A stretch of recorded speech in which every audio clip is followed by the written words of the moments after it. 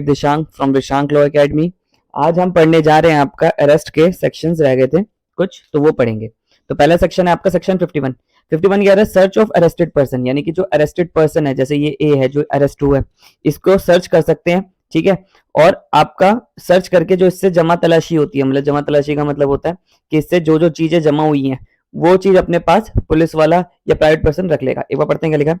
Whenever a person is arrested, जो person arrest हुआ है बाय पुलिस ऑफिसर, किसके द्वारा, by police officer, under a warrant which does not provide taking bail. अब देखिए ये वाली लाइन का मतलब समझिए, वारंट का मतलब क्या है। मैंने आपको पहले बताया था वारंट जो होता है वो हमेशा कोर्ट करती है, ठीक है। तो यहां पर मान लीजिए एक आदमी है, ठीक है, ये इसको जज साहब ने कहा था कि आप मेरी कोर्ट में आया करिए, ये नहीं जाता, इसके खिलाफ एनबीडब्ल्यू हो गए, नॉन बेलेबल वारंट। वारंट हमेशा इशू जो करे जाएंगे वो पुलिस वाले के थ्रू करे जाएंगे, ओ सॉरी, वारंट हमेशा आपका कोर्ट के थ्रू इशू करे जाएंगे। तो एनबीडब्ल्यू हो गए इसके खिलाफ। अब क्या करती है एनबीडब्ल्यू को एग्जीक्यूट कौन करवाता है, आपका पुलिस वाला। अब ये क्या करते हैं, पुलिस वाले क्या करते हैं, शादरा जाते हैं और इसे उठा कर ले आते हैं, यानी कि अब ये अरेस्ट हो चुका है। अब अरेस्ट कैसे हुआ है, ये आपका पुलिस ऑफिसर्स के थ्रू हुआ है, बट पुलिस ऑफिसर ने इसे सेक्शन 41 यानी कि अरेस्ट विदाउट वारंट नहीं करा, इसे वारंट के साथ अरेस्ट करा है। क्यों वारंट के, क्योंकि इसके एनबीडब्ल्यू हुए थे। बात को समझ रहे आप। जैसे मान लीजिए ए है, इसके खिलाफ एनबीडब्ल्यू इशू है, पर एनबीडब्ल्यू को एग्जीक्यूट कौन करवाएगा, पुलिस वाले ही तो करवाएंगे, उठा के पुलिस वाले लाए हैं इसे, पर इसके खिलाफ वारंट हुए हुए हैं। तो क्या कह रहा है कि जैसे एक ऐसा व्यक्ति है जिसके खिलाफ वारंट हुए हैं, ठीक है, एनबीडब्ल्यू इशू हो गया, non bailable warrant, warrant by court, does not provide taking bail, अब उसे भी उसमें बेल नहीं मिली, और under a warrant which provides taking a bail but the person arrested not furnish bail. तो ये साफ कह रहा है कि चाहे वारंट वाला हो या नॉन वारंट वाला हो, ठीक है, कोई भी हो, जो भी आपका अरेस्टेड होगा उसको,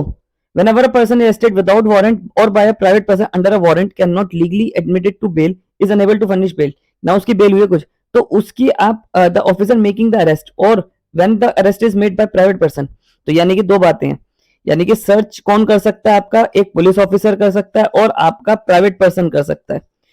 The police officer whom the make over the person arrested may search such person place in safety custody of all articles, और वो क्या करेगा अपना जितने भी, सिंपल सी बात है, देखिए ये अरेस्टेड पर्सन है, ठीक है, इसको आपका दो लोग सर्च कर सकते हैं, बाय पुलिस ऑफिसर्स, ठीक है, और बाय प्राइवेट पर्सन, ठीक है, बाय प्राइवेट पर्सन, ये दो इसको सर्च कर सकते हैं, और इसके सर्च में से जो भी सामान मिलेगा अपने पास कीप कस्टडी में रख लेंगे, बट इसके पास जैसे इसके कपड़े वपड़े उसको नहीं रखेंगे, सिंपली चीजें रखेंगे, ठीक है। मतलब जैसे क्या ऑल आर्टिकल्स जो भी उस अरेस्टेड के आर्टिकल्स हैं मोबाइल से, वो other than the necessary wearing appear, मतलब उसकी नेसेसरी चीजें छोड़ देंगे, जैसे कपड़े पहन रखे हैं वो, कोई कड़ा है तो वो, ठीक है। Found upon him when any article is seized from the arrested person the receipt showing articles taken possession by the police officer shall be given to the such person, और उस सच पर्सन का मतलब कौन, arrested person को उसकी receipt दे देंगे। Simple सी बात है, इसे अरेस्ट करा, इसके पास से जो जो चीजें जमा हो गई, ठीक है, उसको एक रिसिप्ट दे देंगे कि तेरे से ये जमा करी हमने, और वो अपने पास पुलिस ऑफिसर या प्राइवेट पर्सन अपने पास रख लेंगे। Whenever it necessary cause female, अब मान लीजिए कि अरेस्टेड लोग जो है वो एक फीमेल है, तो क्या होगा, search shall be made another female, और इसको सर्च कौन कर सकता है, एक फीमेल ही करेगी सर्च, ठीक है, चाहे वो पुलिस ऑफिसर वाली हो या आपका एक प्राइवेट पर्सन हो, ठीक है, पर ये फीमेल होनी चाहिए, पुलिस ऑफिसर भी और या प्राइवेट पर्सन भी, with the strict regard to decency, तो ये वो साफ बोल देगा डिसेंसी मेंटेन करें, अननेसेसरी की उसके साथ बदतमीजी ना करें, ठीक है। Power to seize offensive weapon, अब मान लीजिए जो अरेस्टेड पर्सन है उसके पास से कोई ऑफेंसिव वेपन मिल जाता है, वो ऑफेंसिव वेपन और आपका ऑफेंसिव वेपन में आ गए, जैसे गन मिल गई है, कोई चाकू मिल गया, चांस रिकवरी हो जाती है इससे। चांस रिकवरी का मतलब यानी कि इसके पास से ड्रग्स मिल जाते हैं, ठीक है, हालांकि ड्रग्स तो है वो आपको ऑफेंसिव वेपन में नहीं आता, ये तो मैंने आपको एक ऐसी चीज बता दी, तो इससे जमा कर लेंगे, ठीक है। यहाँ लिखा है ऑफिसर, यानी कि ऑफिसर और अदर पर्सन में आपका प्राइवेट पर्सन भी आ गया और आपका मैजिस्ट्रेट भी आ गया, तीन लोगों के थ्रू करी जा सकती है। Making any arrest under this code, इस कोड के अंदर, इस कानून के अंदर, may take the person arrested any offensive weapons, तो उससे उसके ऑफेंसिव वेपन ले सकता है, which he has about his person and shall deliver all the weapons so take to the court or officer before whom the officer or person making the arrest is required under, तो वो क्या करेंगे, या तो उसे जमा कर लेंगे या कुछ कर लेंगे। इसे आप है ना सेक्शन 27 एविडेंस एक्ट के साथ पढ़िए, उसे एविडेंस वो बात करता है, जैसे मान लीजिए पुलिस के सामने ये अरेस्टेड पर्सन है, इसके सामने आपका कन्फेशन जो है वो नहीं माना जाता पुलिस वाले के सामने, पर इसके पास से रिकवरी हुई है, ठीक है, गन रिकवर हुआ है, तो ये चीज जो रिकवर इससे गन हुई है ना उसकी वैल्यू पूरी है, ठीक है, उसकी वैल्यू पूरी है। तो मान लीजिए अगर एक अरेस्टेड पर्सन है, उसके पास से एक गन मिलती है और वो दो बंदों से साइन करवा लेता है पुलिस वाला कि बताओ, दो इंडिपेंडेंट की बताओ इसके पास से गन मिली है ना, है ना, तो ये वो साइन भी कर देते हैं दोनों लोग, ठीक है, तो ये इसकी हालत बुरी होने वाली है। अब 53 सिंपली बात करता है कि किसकी रिक्वेस्ट पे, पुलिस ऑफिसर की रिक्वेस्ट पे, ठीक है, एक अक्यूज पर्सन का आपका मेडिकल एग्जामिनेशन करवाया जा सकता है, ठीक है, उसका मेडिकल एग्जामिनेशन सिंपली से बात करता है, पर यहाँ पर क्या है 53 में याद रखिएगा पुलिस ऑफिसर की रिक्वेस्ट पे। अभी सेक्शन 54 जब हम पढ़ेंगे उसमें अरेस्टेड पर्सन की रिक्वेस्ट पे, तो दोनों में फर्क है। यहाँ पर क्या है, पुलिस ऑफिसर के बेस पे अरेस्टेड पर्सन का एग्जामिनेशन हो सकता है। When a person is arrested, यहाँ लिखा कि जो अरेस्टेड पर्सन है on the charge of committing an offence nature has been committed such circumstance reasonable ground, और रीजनेबल ग्राउंड मिलता है कि उसका मेडिकल एग्जामिनेशन करवाना है, विल अफोर्ड एविडेंस, एविडेंस के पर्पस पे, ठीक है, the commission of when it shall B lawful registered medical, यानी कि जो रजिस्टर्ड मेडिकल ऑफिसर होगा acting on the request of police officer not below the rank of sub inspector, यानी कि 2 स्टार से, जैसे मान लीजिए एक एएसआई जाता है, 1 स्टार जाता है, वो कहता है एक मेडिकल मतलब एक डॉक्टर जीटीबी हॉस्पिटल जाता है सरकारी, वहां के सीएमओ से कहता है चीफ मेडिकल ऑफिसर से कि इस बंदे का, अरेस्टेड पर्सन का आप मेडिकल एग्जामिनेशन कर दीजिए, वो कहेगा तू एएसआई है, तू तेरा से नहीं होगा, क्यों, क्योंकि कम से कम एटलीस्ट 2 स्टार्स होने चाहिए, 2 स्टार वाला होना चाहिए तो ही होगा, ठीक है, बट एएसआई भी करवा सकता है अगर इस 2 स्टार ने, अगर उसे अथॉरिटी दे रखी है तो वो भी राइटिंग में, अब इसके बारे में हम पढ़ेंगे। Not below the rank of सब, यानी कि सब इंस्पेक्टर की रैंक से कम का व्यक्ति रिक्वेस्ट नहीं कर सकता, और ये पुलिस की रिक्वेस्ट पे होगा। गुड फेथ में अगर वो करवाए तो, और इसमें बस बाद में यही दे रखा कि क्या क्या होगा उससे, जो स्वेट हेयर जो सैंपल्स हैं ये सब चीजें उससे करवा सकते हैं, एक रजिस्टर्ड मेडिकल प्रैक्टिशनर होना चाहिए। अब 53 ए क्या कह रहा है, देखिए 53 में हमने बात करी कि एक पुलिस वाले की रिक्वेस्ट पे आपका एक अक्यूज्ड का, एक अरेस्टेड पर्सन का होगा। 53 कह रहा है कि अगर वो जो अरेस्टेड पर्सन है या अक्यूज्ड है वो आपका एक रेपिस्ट है, मतलब यानी कि उस पर भी रेप के चार्जेस हैं, तो उस पर होगा, ठीक है, और पर ये भी होगा आपका पुलिस वाले की रिक्वेस्ट पे। तो दोनों में 53 और 53 या 53 में दोनों में एक खासियत है कि ये पुलिस वाले की रिक्वेस्ट पे होगा, और वो पुलिस वाला आपका 2 स्टार होना चाहिए। और एक और बात यहाँ पर ये भी है कि अगर मान लीजिए जो अक्यूज पर्सन है, ठीक है, वो रेजिस्ट करता है अपने आप को, वो मतलब नहीं करवा रहा है, जैसे ये अक्यूज पर्सन है, ये कहता है मैं नहीं मेडिकल करवा रहा, ये नहीं है, मैं नहीं करवा रहा अपना मेडिकल, तो इसके ऊपर रीजनेबल एक्शन भी लिए जा सकते हैं, necessary reasonable necessity that purpose, use force भी यूज करा जा सकता है, ठीक है, यूज फोर्स भी करी जा सकती है इसके ऊपर, ठीक है। मान लीजिए एक अक्यूज्ड है, चाहे वो किसी भी रेप केस में हो या कुछ हो,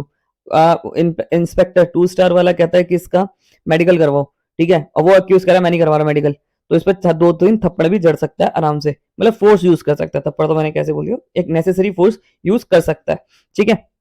मना नहीं कर सकता। जैसे एक मूवी आई थी 375, ठीक है, सेक्शन 375, उसमें क्या हुआ था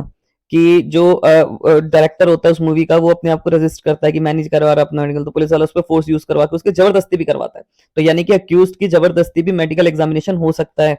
आप इस बात को याद रखिएगा। 53 एक बात सिंपली कह रहा है कि ये रेप के ऊपर बात कर रहा है, ठीक है, और उसमें यही बात लिखी गई कि उसमें क्या क्या होगा आपका, ये सब चीजें लिखी जाएंगी, age of accuse, make of injury, क्या इंजरी हुई, डिस्क्रिप्शन बताया जाएगा, डीएनए प्रोफोलियो में, डीएनए की रिपोर्ट तो थोड़ा सा देर बाद है, the report shall presently the reasonable each conclusion arrived, अब simply by the registered medical shall forward. अब देखिए यहाँ पर बहुत इंपॉर्टेंट बात है जो 5th पॉइंट में लिखी है, और एक 4th पॉइंट भी पहले देखिए, द एग्जैक्ट टाइम। अब यहाँ पर जो होगा, जो ये रिपोर्ट बन के आई है, ठीक है, जो एक्यूज की मेडिकल हुआ, इसमें क्या है आपका पूरा कुछ लिखा जाएगा, टाइम लिखा जाएगा, टाइम लिखा जाएगा कब कितने बजे शुरू हुई और किस दिन हुई, तो यहाँ पर टाइम भी जरूर और डेट भी मेंशन जरूर होगी। और जो registered medical officer shall without delay forward the report to the IO, यानी कि जो जिस मेडिकल ऑफिसर ने करा, ये डॉक्टर ने करा, ठीक है, इस डॉक्टर ने क्या करा, इन्वेस्टिगेशन ऑफिसर को रिपोर्ट देगा, ठीक है, फिर ये इन्वेस्टिगेशन ऑफिसर रिपोर्ट 173 की जब चार्जशीट जमा करेगा कोर्ट में, तब ये मजिस्ट्रेट को देगा। अब सेक्शन 54 क्या बात करता है, 54 देखिए, 53 में हमने पढ़ा कि किसकी रिक्वेस्ट पे होगा, ठीक है, 53 या 53 ए कोई भी बोल लीजिए, अब इसमें था बाय पुलिस ऑफिसर की रिक्वेस्ट पे।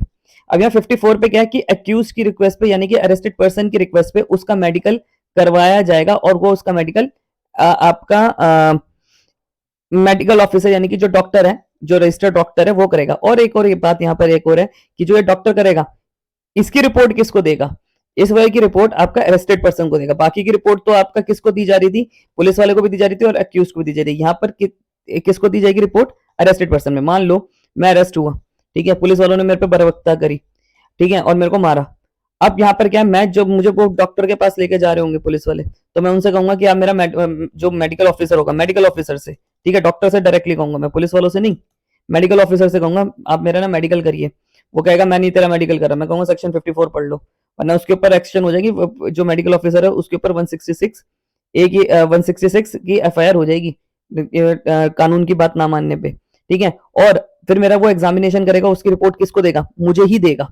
ठीक है। एक बार पढ़ते हैं क्या लिखा है, when any person is arrested, कोई भी पर्सन अरेस्टेड है, he shall be examined by medical officer, जो भी in the service of central government या state government, in case of medical is not available. अगर मान लीजिए कोई मेडिकल ऑफिसर नहीं है, ठीक है, तो कोई और भी कर सकता है उसका, ठीक है। जैसे मान लो उस दिन वो छुट्टी पे था जिसको बोल रखा है, तो उसकी जगह पे कोई और भी कर सकता है। Provide that the arrested person is female, अगर फीमेल है, अगर अरेस्टेड जो है वो लेडीज है, the maximum body made by only under the supervision of female, तो उसके फीमेल की सुपरविजन में होगा। The medical officer registered medical examining the arrested person shall prepare a record of such examination. Then injuries and making violence upon arrested person. अब आगे ना बात कि यहाँ पर लिखा है जो मेडिकल ऑफिसर है वो जो अरेस्टेड पर्सन है shall prepare, यहाँ पर shall आया, prepare the record examination, prepare arrested person से रिपोर्ट की बनाएगा। Where any examination is made under subsection, copy of a report examination shall be furnished by the medical officer or as a may be arrested person nominated person। अब देखिए practically समझिए,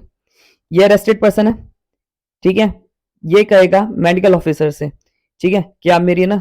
examination करिए, medical examination करिए। ये medical examination बनाएगा, ये report बना दी। अब ये रिपोर्ट किस किस को दे सकता है, एक तो ये अरेस्टेड पर्सन को भी देगा मेडिकल ऑफिसर, या अगर चाहे तो इसके जो नॉमिनी है, जैसे मान लो इसके साथ मैं गया हुआ था, मैं इसका फ्रेंड्स फैमिली कोई भी आता हूँ, या इसने मुझे नॉमिनी करके अब इसे रिपोर्ट दे दीजिए, तो इस पे इसका पर्पज ये होता है कि अगर मान लीजिए इसके साथ टॉर्चर हुआ होता है या इसके ऊपर 3rd डिग्री यूज करी होती है अक्यूज पे,